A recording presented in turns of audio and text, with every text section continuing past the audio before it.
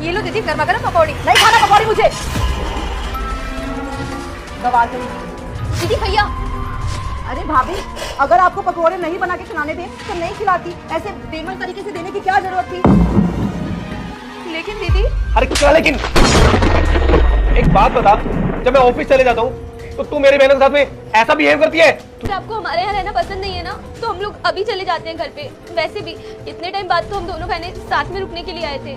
चलो दी, रख दो इसे। कोई कहीं नहीं जाएगा। माफी मांगो मेरी बहनों से।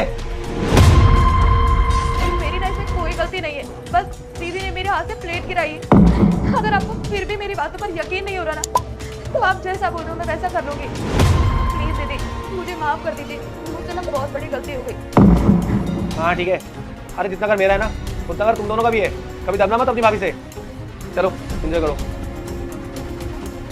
हाँ तो हम लोग मरते मरते बचे हैं, तो पता नहीं भैया कहाँ से आ गया अचानक से, लेकिन अच्छा हुआ हमने ना सब कुछ अच्छे से संभाल लिया और भैया को जरा सा भी शक नहीं हुआ। बिल्कुल दी, वैसे ना एक्टिंग हम लोग बहुत अच्छी कर लेते हैं और अभी तो शुरुआत हुई है। अभी तो देखना इनका ना जीना हराम कर देंगे इस घर में। अगर अदरक वाली जाए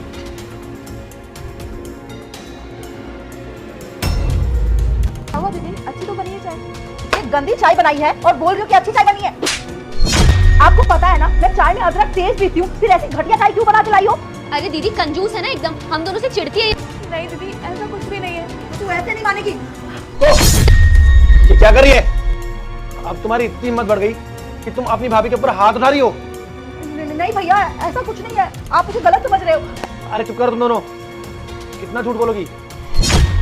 देखो मुझे ना अच्छे से पता है कि आज भी गलती तुम्हारी थी और कल भी, लेकिन मैं तुम्हारी बातों में आके नेहा को डांटने लगा था और इसी वजह से आज तुम लोगों की इतनी हिम्मत बढ़ गई कि तुम नेहा पे हाथ उठा रही थी। मैं इनकी अपनी भाभी हूँ, हमेशा मेरे साथ गैरों जैसा व्यवहार करती है, कभी थप्पड़ मार देती है, हर काम में नुक्स निकालती है, कभी मुझसे प्यार से बात नहीं करती।